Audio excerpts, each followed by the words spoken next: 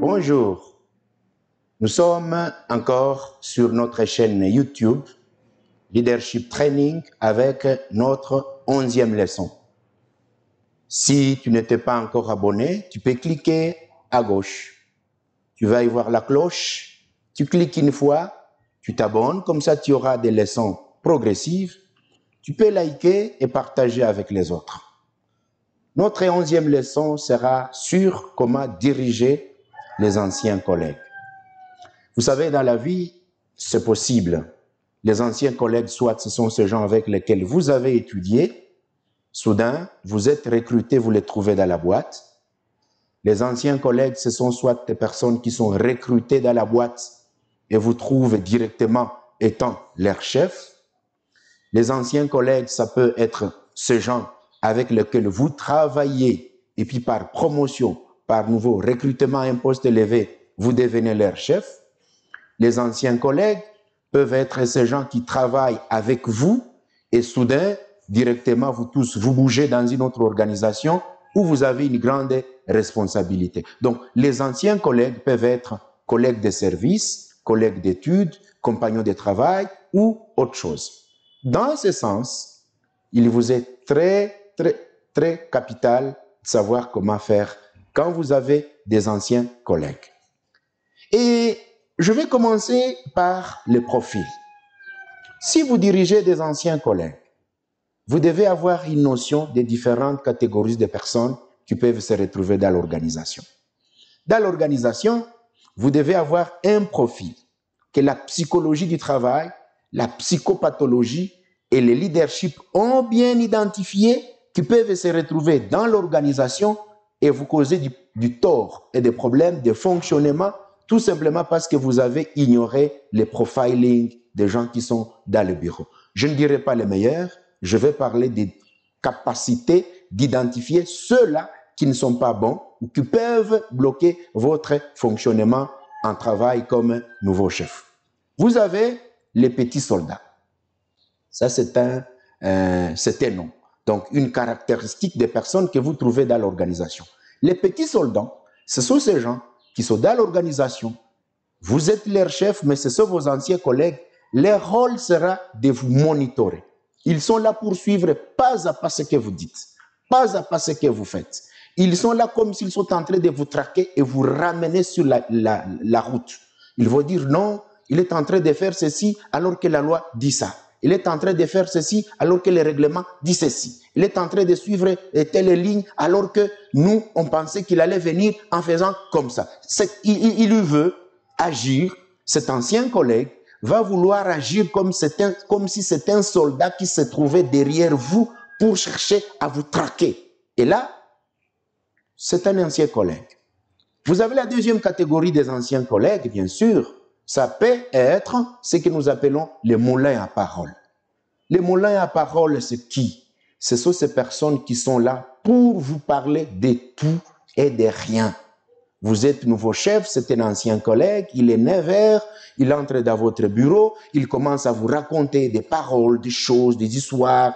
Il vous dit ce qui s'était passé dans la maison il y a 10 ans, il y a 20 ans, il vous raconte tout simplement pour essayer de vous prendre votre temps et vous informer des choses qui ne sont pas très nécessaires. Il faut chercher à les ramener à la raison en lui montrant que vous avez des occupations, vous avez besoin que vous parliez avec lui sur rendez-vous et là, vous devez être un peu catégorique, mais sans blesser. Alors, vous avez aussi ce qu'on appelle monsieur ou madame, je sais tout. Ce sont des anciens collègues, ils sont dans l'entreprise, ils sont dans l'organisation, mais ils sont comme s'ils se sont des grands connaisseurs. Leur rôle sera lequel? De vous montrer que même si vous êtes les nouveaux chefs, ils sont très intelligents plus que vous. De vous montrer que même si vous êtes leur nouveau chef, ils maîtrisent mieux le rouage plus que vous qui venez les diriger. De vous montrer que ce qu'ils connaissent est plus que ce que vous connaissez, même si vous êtes nouvellement promu. Ces gens, il faut savoir maintenant que si vous les gériez bien, vous allez tirer de leurs connaissances, mais si vous les attaquez directement, vous allez les frustrer et ils seront démotivés. Vous avez la quatrième catégorie, c'est ce qu'on appelle les irascibles épidermiques. Les irascibles épidermiques, ce sont ces gens qui sont très coléreux. Très coléreux. Moindre chose, ils voient tout en rouge. Moindre chose, ils sont fâchés. Moindre chose, vous lui donnez un ordre, il dit non, il est en train de me voir comme si je ne suis pas important alors qu'on l'a recruté hier. Il veut se passer pour qui? D'ailleurs, moi, je sais comment il a grandi. D'ailleurs, moi, je sais qu'hier, il n'avait même pas cette responsabilité. Il devient notre chef aujourd'hui. Il veut se prendre comme qui? Lui voit tout ce que vous faites comme une provocation. Il faut savoir maintenant gérer ces gens. Il faut être calme et ne pas toujours les attaquer si vous avez l'air plainte. Vous avez l'air problème, il ne faut pas toujours les attaquer. Il faut chercher comment parler avec du calme pour qu'ils sentent que vous n'êtes pas là pour des problèmes. Alors, vous avez aussi la 5e catégorie, ce sont les moi d'abord. Les moi d'abord, c'est comme qui dirait les narcissiques qui ne font que se regarder. Il a besoin du repos, il ne regarde pas les autres. Il veut aller en congé, il ne regarde pas le calendrier du travail. Il veut qu'on lui paye coûte à coûte à la date convenue, même si dans les ressources humaines, il y a des problèmes. Il veut que s'il y a une promotion, une nouvelle chose qui vient dans le bureau, comme c'est un ancien collègue, il dit « Moi d'abord, parce que j'ai travaillé avec le chef il y a 3 ans. Moi d'abord parce que le chef, c'est mon ancien collègue de l'université. Moi d'abord parce que le chef, il venait même me demander des choses pendant qu'il était nouvellement engagé. C'est moi qui l'ai coaché ici. Moi d'abord, moi d'abord. Alors, si vous ne les gérez pas bien, celui-là va créer la démotivation des autres. Il va dire, voilà, tel c'est celui-là le favori de ce bureau. Nous n'avons rien à faire. Alors, il y a ce qu'on appelle maintenant la 6e catégorie. C'est ce qu'on appelle les chefs bis. Les chefs bis, c'est qui? C'est ce monsieur ou cette dame qui est votre ancien collègue et qui veut penser que comme vous êtes nouvellement recruté, ou vous êtes devenu le nouveau chef, lui aussi va régner avec vous. Il va dire, aujourd'hui, le pouvoir est entre nos mains. Aujourd'hui, celui qui dirige le bureau, c'est mon ancien collègue. Aujourd'hui, celui qui dirige ce bureau, c'est celui avec qui on a travaillé il y a 10 ans. Aujourd'hui, celui qui dirige ce bureau, c'est moi qui l'ai supervisé il y a 4 ans. Il y a 4 ans. Alors, moi aussi, je deviens chef. Il va croire que votre promotion vient lui donner aussi la capacité de gérer les autres. Celui-là, il n'est pas aussi facile. C'est un problématique. C'est-à-dire, il veut commander, il veut dicter, il veut imposer ses décisions, il veut faire à ce que même tout le monde comprenne que vous êtes chef, mais lui aussi est chef parce que vous êtes des collègues. Là, alors, il vous faut du tact. Il faut chercher à lui montrer que vous n'êtes pas deux. Vous êtes seul qui décidez. Vous êtes le seul qui prenait des décisions. Vous êtes le seul qui avait la possibilité de prendre des engagements au nom de l'organisation. Si vous les gérez bien, il peut aussi vous aider à diriger les autres. Vous le responsabilisez, mais demandez-lui des tâches et le feedback. Il y a maintenant la 7e catégorie des profils des anciens collègues. C'est ce qu'on appelle les opposants par jalousie. Les opposants par jalousie, ce sont ces personnes-là qui viennent dans l'organisation ou qui sont dans l'organisation et qui veulent montrer que le nouveau chef ne peut rien et il se constitue en un bloc des opposants. Des gens qui sont là toujours pour chercher ce que vous avez mal fait. Ils sont là pour montrer à leurs collègues là où vous avez des failles. Ils ne sont pas là pour vous montrer des failles, mais ils les montrent à des collègues comme pour les soulever afin que vous ne puissiez pas réussir. Ces gens réussissent. Ces gens, ce sont des opposants. Ils veulent s'opposer à tout ce que vous faites, mais à leur interne, il y a une jalousie qui les anime. Ces gens ne sont pas aussi faciles. Ce sont ces gens qui travaillent avec vous. Leur rôle, c'est de partir en train de stimuler les autres à se révolter, à refuser le travail, à vous critiquer. Et là, vous devez les identifier. La 8e catégorie, ce sont les faiseurs du roi. Les faiseurs du roi, ce sont ces gens qui viennent comme pour vous montrer qu'ils sont en faveur de tout ce que vous faites. Ils veulent vous approcher et vous montrer que dans le groupe, ils sont plus fidèles que les autres. Ils vont dire, tu vois, on a étudié avec toi. Tu vois, ça c'est notre pouvoir, ça c'est notre responsabilité. Je veux faire tout vraiment pour que ça réussisse. Tu vois, déjà moi je suis content de ton arrivée. Attention, ils peuvent vous le dire de bonne volonté. D'autres peuvent le dire tout simplement parce qu'ils veulent tirer de vous des faiblesses qu'ils vont exposer. Alors, ne faites pas des erreurs d'oublier ces 8 catégories. J'insiste, il y a les petits soldats, il y a les moulins à parole, il y a messieurs ou madame, je sais tout, il y a ce que vous avez appelé les irascibles et épidermiques, il y a le moi d'abord, il y a les chefs bis, les opposants par jalousie et les faiseurs du roi. Ça, ce sont les 8 catégories qui ont été classifiées parmi ceux qu'on trouve dans des anciens collègues. Et la 9e catégorie, ce sont les gens de bonne volonté. Les gens de bonne volonté dans la 9e catégorie sont comment?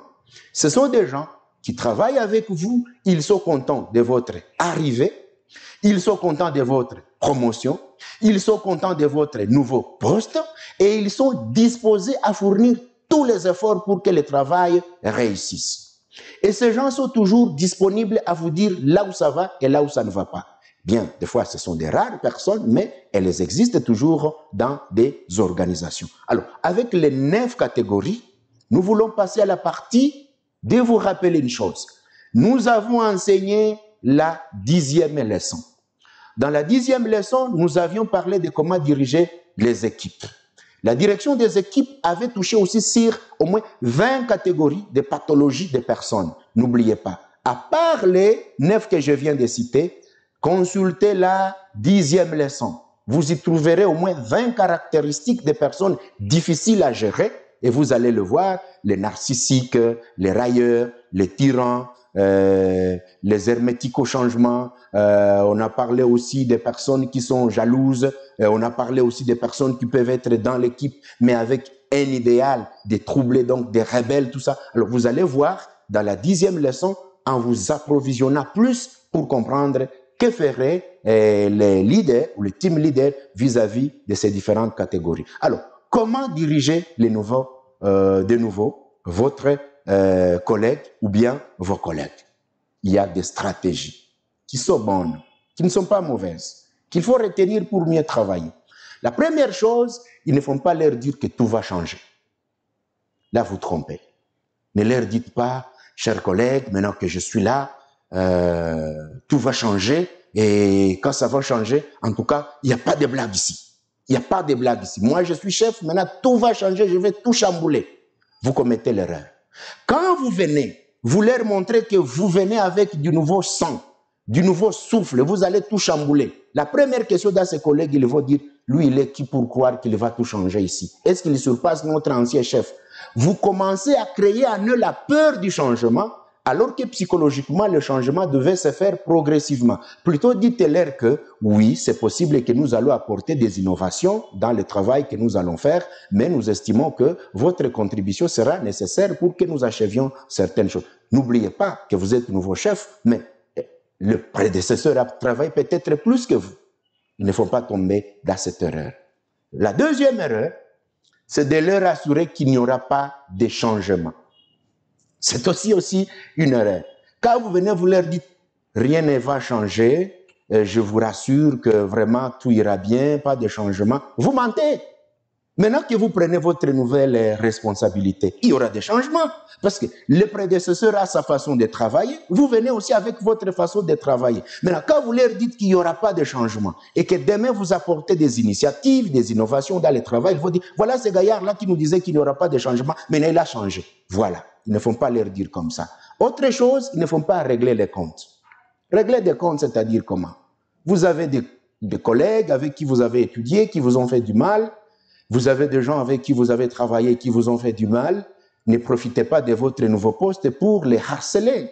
Ne profitez pas de votre nouveau poste pour faire tout à ce qu'ils partent de la maison.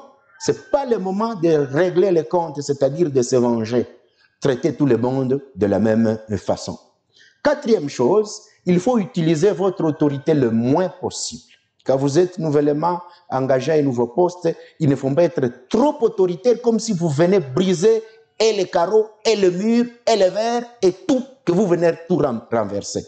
Soyez humble, ne soyez pas trop autoritaire, mais ayez un œil vigilant sur les résultats que vous devez atteindre avec votre équipe.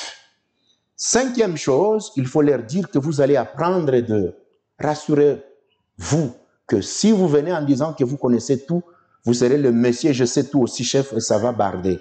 Montrez-leur que vous avez une expérience que nous allons partager avec vous. J'apprendrai de vous, vous apprendrez de moi. Nous allons tous collaborer pour que nous puissions atteindre les objectifs de notre organisation. Là, chacun sent que vous reconnaissez qu'il y a des choses que vous apprendrez de lui. Ça, c'est la cinquième chose. Sixième chose, il faut ne pas dire que vous n'êtes pas content de votre poste.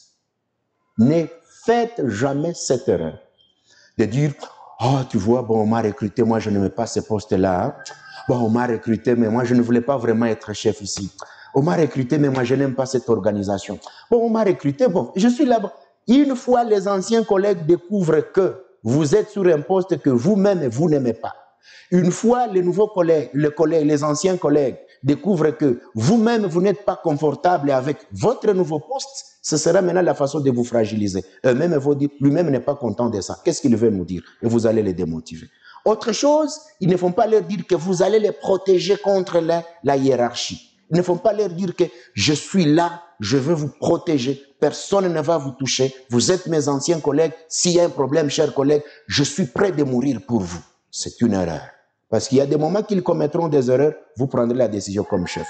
Il y a des moments où la hiérarchie va donner un ordre, vous n'allez pas les protéger s'ils sont en erreur. Donc, ne leur promettez pas la protection. Si votre manager, votre chef, les chefs d'entreprise, les chefs d'organisation, votre commandant, apprenez que vous avez déjà promis aux gens la protection, ils vont vous mettre dehors les premiers. Parce qu'ils vont dire, ah bon, il a trouvé ses anciens collègues qu'il est en train de diriger, il a promis maintenant qu'il sera là pour les protéger de sorte que rien ne va leur arriver. Et là, ça sera un problème. Il ne faut jamais promettre aux anciens collègues que vous allez les protéger. Dites plutôt, travaillons ensemble, s'il y a un problème, nous allons nous y atteler, nous allons évaluer là où ça ne va pas, là où ça va, là où ça ira, nous sommes prêts quand même à collaborer. Tant mieux.